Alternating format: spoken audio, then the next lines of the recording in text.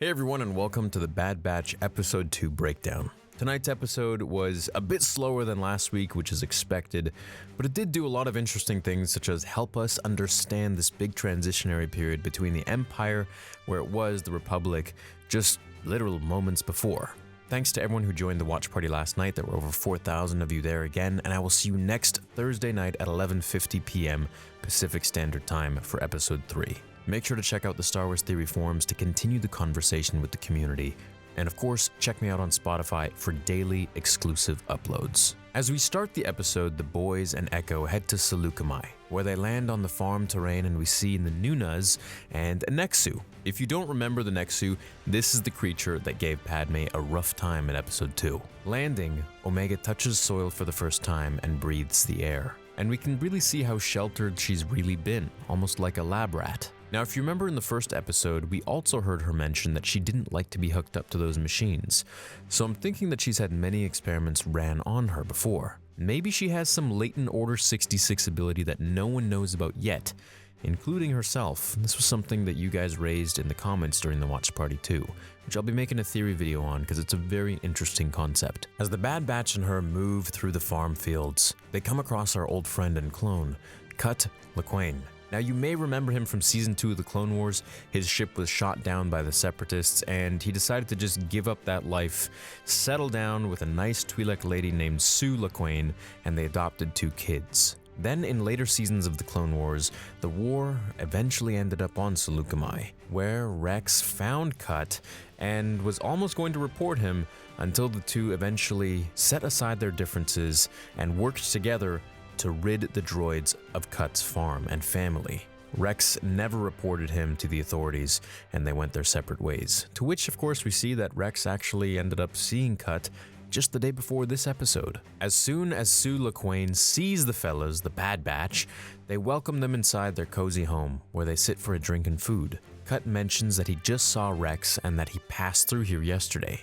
So this means that Ahsoka could be with him. Doesn't mean she is definitely with him. She could be off on her own adventure doing her own thing, but it means that she could be with him. And maybe they're going to try and find Anakin. Cut mentions that Rex was non-stop talking about the inhibitor chip that was making the clones go crazy and to be controlled. Omega pipes up and mentions the chip too, so we now know that everybody is quite privy to the chip and what it does. Omega socializes with the children and learns to play ball for the first time, again pushing the narrative that she really has been isolated her entire life, which, if she has accelerated aging, really isn't all that long. This builds her story that she's a very pure soul, kind of like an animal, or an animal in captivity. She doesn't know much about anything or the real universe. She has to be shown the way of our weird customs. The Bad Batch head into town, where we start to see a big change in the galaxy. This is a really fascinating moment because through Hunter's eyes, we get to witness the transition from the Republic to the Empire. Hunter and Cut look up as they see a ship flying overhead,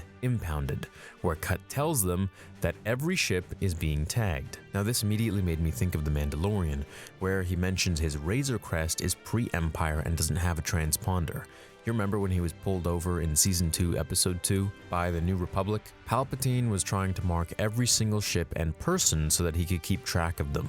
With people leaving, we see a citizen trying to get on his flight when the clones push him down and tell him to register for a chain code.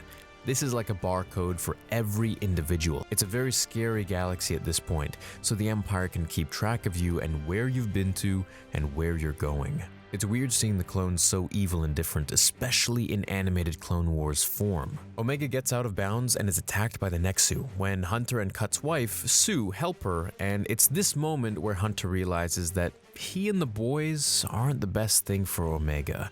They're not going to be able to offer her the home that she deserves, a home and family that Cut can provide. Tech and Echo plan to have their ship seized so they can get inside the facility and get some chain codes. As their plan works and their ship is captured in the facility, they hide and sneak around to encrypt the chain code system. While Hunter escorts Cut, Sue, and their kids to the airport, we find out that they encrypt the discs with the chain code, and as they're trying to get an escape plan, Omega grabs them and runs out on her own. Wrecker then gets caught by the clones and he fights them.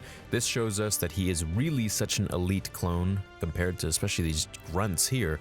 He's not only bigger and taller, but he single-handedly takes out 3 of them in just 1 hit. We also know about Wrecker that it takes more than 1 or 2 blaster shots for him to get hurt or to die. So he's almost sort of blaster-proof, to an extent. Omega makes her way to Cut and hands them the chain codes, but she says there's a 5th one by mistake. This is when Hunter tells her that there's one for her too, and she doesn't want to leave him.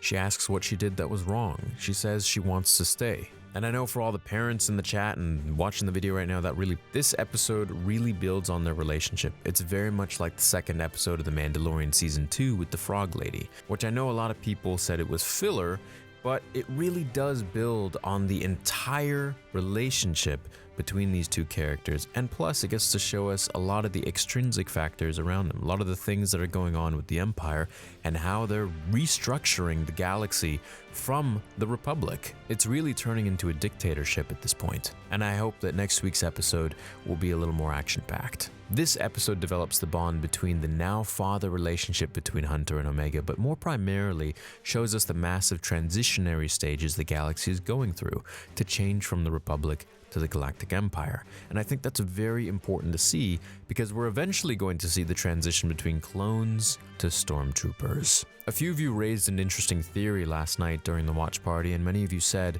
that maybe the clones now aren't able to hit their targets properly, which was really weird to see because the inhibitor chip actually inhibits their abilities to be accurate as well.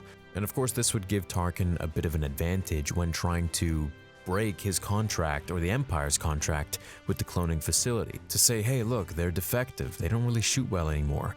We need to go for soldiers, for recruits.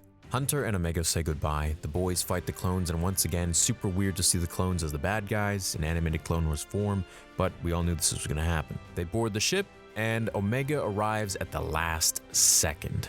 Hunter makes a heroic move, saves her, they get inside the ship, and they blast off into space. All is safe, Wrecker curls, Gonk droid, and Omega says that she has a lot to learn, and she tells him that she wants to be here with him, that she chose this path. And this for me shows a lot of huge character development. I mean, usually kid characters kind of slow the story down and, you know, just derail a bit of the entire story, but in a lot of ways they add to it, I find, especially depending on the child or the kid, because they give us more character development with the main character, and I feel like the main one here is the leader of the group, which is Hunter. So essentially, this story is really much like Din Djarin and Grogu, except it's with Hunter and Omega.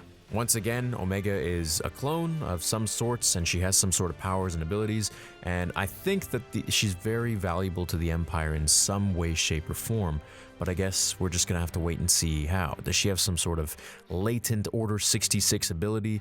Can she be tracked throughout the Empire wherever she is? Does she have a transponder inside of her? Is she all of a sudden going to turn on the Bad Batch, become super powerful, and show all of her mutations and execute Order 72 or something like that? So in the next episode, I think they're going to try and find Rex, as they're only a day away from where he was last, and I think that they'll be able to track him down, talk to him, and find out more about this inhibitor chip and see what he did to be able to get that chip out of his head. And of course, maybe we'll see Ahsoka, maybe Rex will talk about where Ahsoka has gone as why she's not with him, and maybe now we can go around and try to save other clones from Order 66 controlling their minds. And maybe this is how Gregor and Wolffe are saved, because the Bad Batch end up helping them. Maybe Hunter has the ability to deactivate the chip within their heads by using his electromagnetic powers to shut it off or something like that. Who knows? I hope you enjoyed this breakdown. Let me know what you think for next week's episode, and of course what you thought of this episode. I will see you in the next one. Until then, remember, the Force will be with you always.